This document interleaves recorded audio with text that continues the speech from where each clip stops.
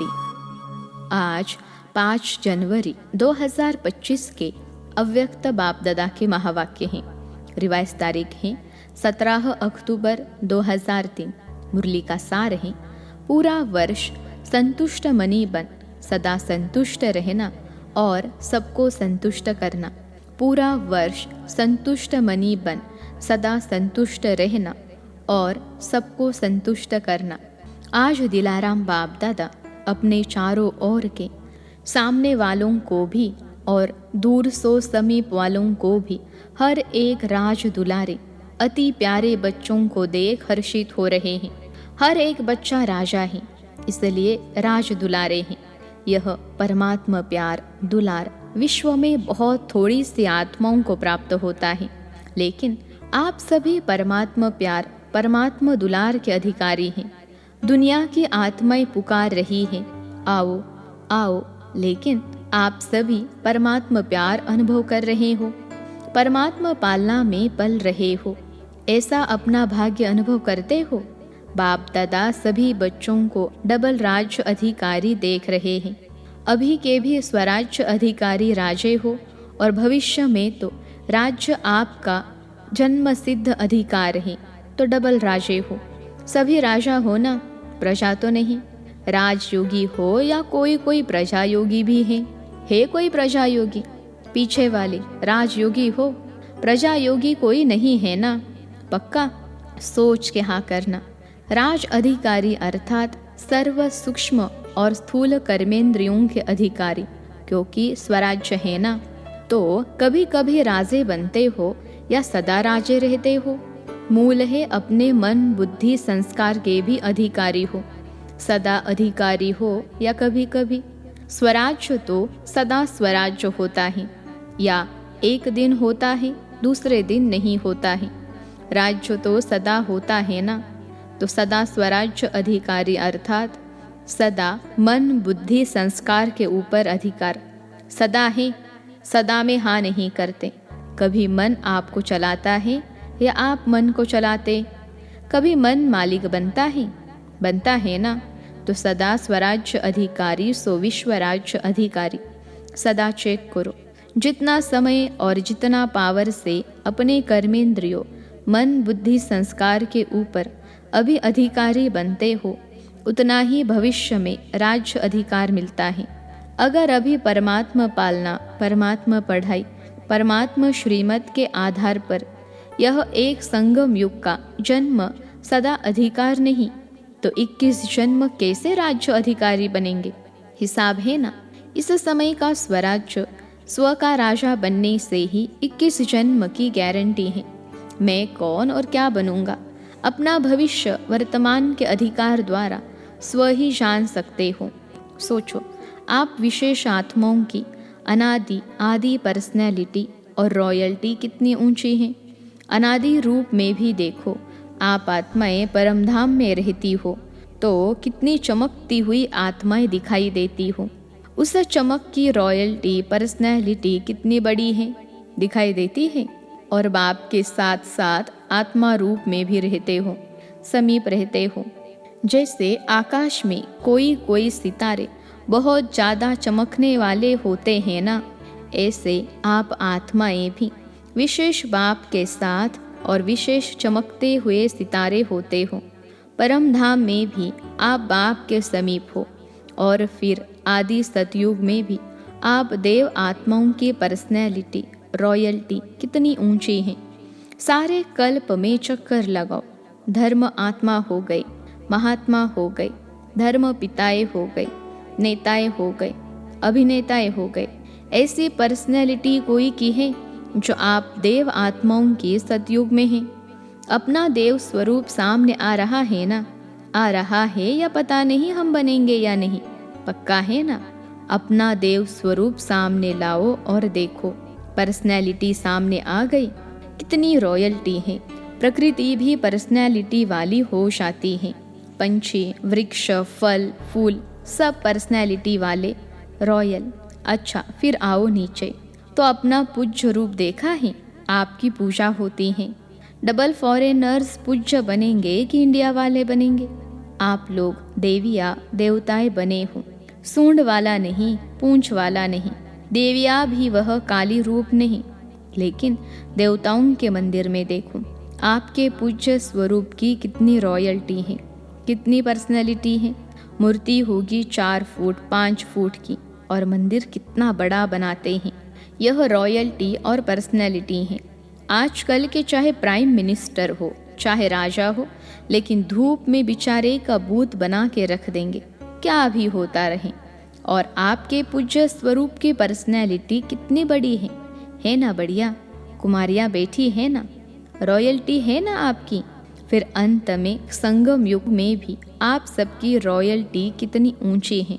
ब्राह्मण जीवन की पर्सनैलिटी कितनी बड़ी है। डायरेक्ट भगवान ने आपके ब्राह्मण जीवन में पर्सनैलिटी और रॉयल्टी भरी है। ब्राह्मण जीवन का चित्रकार कौन? स्वयं बाप। ब्राह्मण जीवन की पर्सनैलिटी रॉयल्टी कौन सी है? प्यूरिटी। प्यूरिटी ही रॉयल्टी है ना। ब्राह्मण आत्माएं सभी जो भी बैठे हो तो प्यूरिटी की रॉयल्टी है ना। हाँ, कांध हिलाओ।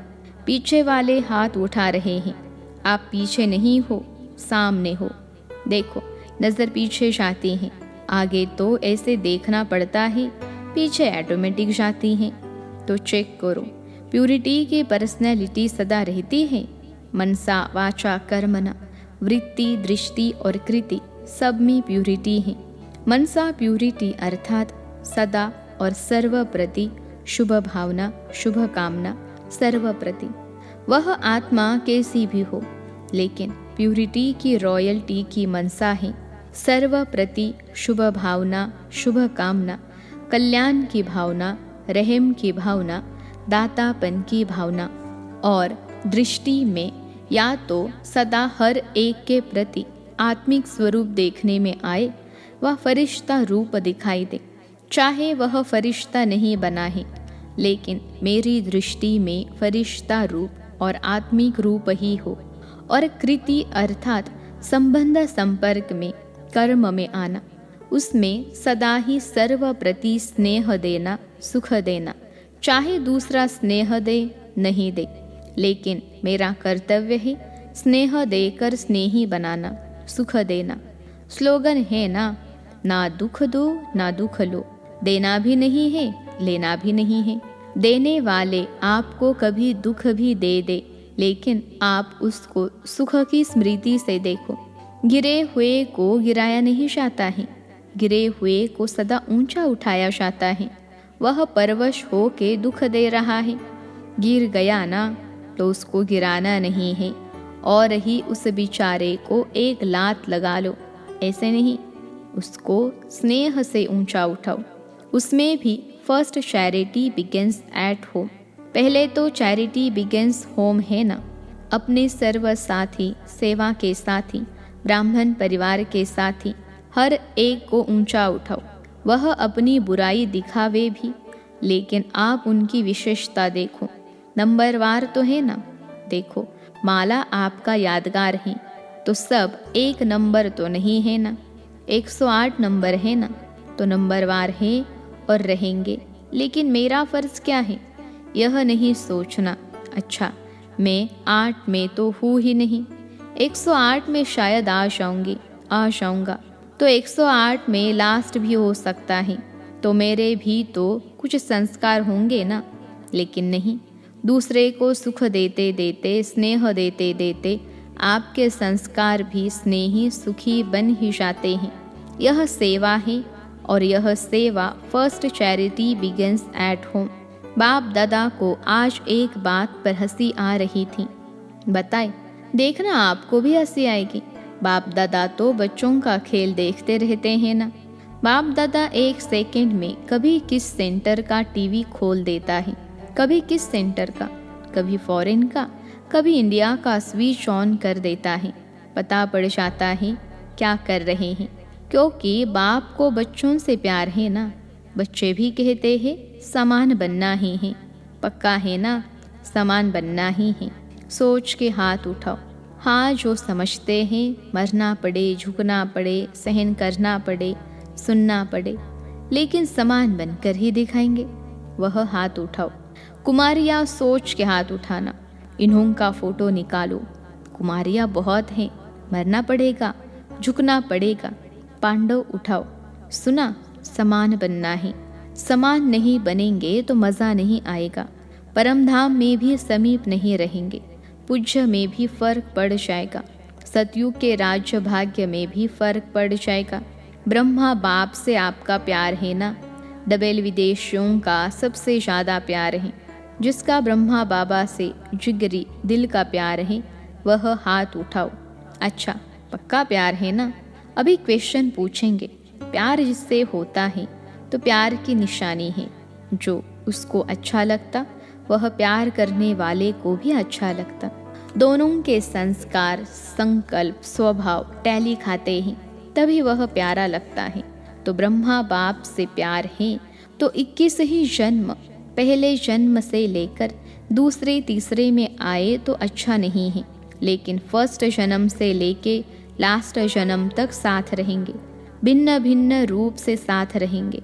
तो साथ कौन रह सकता है? जो समान होगा वह नंबर 1 आत्मा है। तो साथ कैसे रहेंगे? नंबर 1 बनेंगे तब तो साथ रहेंगे। सब में नंबर 1, मनसा में, वाणी में, कर्मना में, वृत्ति में, दृष्टि में, कृति में, सब में। तो नंबर 1 है या नंबर वार है? तो अगर प्यार है तो प्यार के लिए कुछ भी कुर्बानी करना मुश्किल नहीं होता। लास्ट जन्म कलयुग के अंत में भी बॉडी कॉन्शियस प्यार वाले जान भी कुर्बान कर देते हैं। तो आपने अगर ब्रह्मा बाबा के प्यार में अपने संस्कार परिवर्तन किया तो क्या बड़ी बात है? बड़ी बात है क्या? नहीं है। तो आज से सबके संस्कार चेंज हो गए। पक्का रिपोर्ट आएगी, आपके साथी लिखेंगे। पक्का सुन रही है दादिया?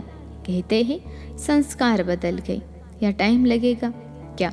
मोहिनी न्यूयॉर्क के सुनावे बदलेंगे ना? यह सभी बदलेंगे ना?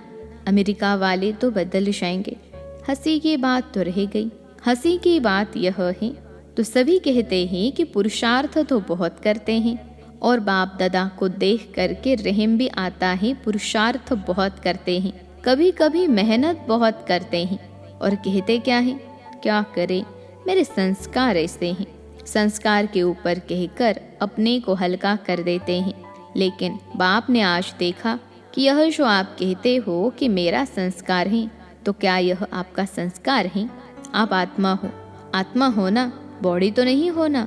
तो आत्मा के संस्कार क्या है और ओरिजिनल आपके संस्कार कौन से हैं? जिसको आज आप मेरा कहते हो वह मेरा है या रावण का है? किसका है? आपका है? नहीं है तो मेरा क्यों कहते हो? कहते तो ऐसे ही हो ना कि मेरा संस्कार ऐसा है। तो आज से यह नहीं कहना मेरा संस्कार नहीं। कभी यहाँ वहाँ से उड़ के कीचड़ा आ जाता है ना, तो यह रावण की चीज़ आ गई तो उसको मेरा कैसे कहते हो? मेरा है? नहीं है ना। तो अभी कभी नहीं कहना। जब मेरा शब्द बोलो तो याद करो मैं और मेरा संस्कार क्या। बॉडी कॉन्शियस में मेरा संस्कार है, आत्म अभिमानी में यह संस्कार नहीं है। तो अभी यह भाषा भी परिवर्तन करना। मेरा संस्कार कह के अलबेले हो जाते हो, कहेंगे भाव नहीं है संस्कार है। अच्छा, दूसरा शब्द क्या कहते हैं? मेरा स्वभाव। अभी स्वभाव शब्द कितना अच्छा है। स्व तो सदा अच्छा होता है। मेरा स्वभाव, स्व का भाव अच्छा होता है, खराब नहीं होता है। तो यह जो शब्द यूज़ करते हो ना, मेरा स्वभाव है, मेरा संस्कार है। अभी इस भाषा को चेंज करो। जब भी मेरा शब्द आवे तो याद करो मेरा संस्कार ओरिजिनल क्या है। यह कौन बोलता है? आत्मा बोलती है यह मेरा संस्कार है। तो जब यह सोचेंगे ना तो अपने ऊपर ही हंसी आएगी। आएगी ना हंसी? हंसी आएगी तो जो खिटखिट करते हो वह खत्म हो जाएगी। इसको कहते हैं भाषा का परिवर्तन करना। अर्थात तो हर आत्मा के प्रति स्वमान और सम्मान में रहना। स्वयं भी सदा स्वमान में रहो, औरों को भी स्वमान से देखो। स्वमान से देखेंगे ना तो फिर जो भी कोई भी बातें होती है जो आपको भी पसंद नहीं है, कभी भी कोई खिटखिट होती है तो पसंद आता है? नहीं आता है ना, तो देखो ही एक दो को स्वमान से। यह विशेष आत्मा है, यह बाप के पालना वाली ब्राह्मण आत्मा है, यह कोटों में कोई, कोई में भी कोई आत्मा है। सिर्फ एक बात करो, अपने नयनों में बिंदी को समा दो। बस एक बिंदी से तो देखते हो, दूसरी बिंदी भी समा दो तो कुछ भी नहीं होगा, मेहनत करनी नहीं पड़ेगी।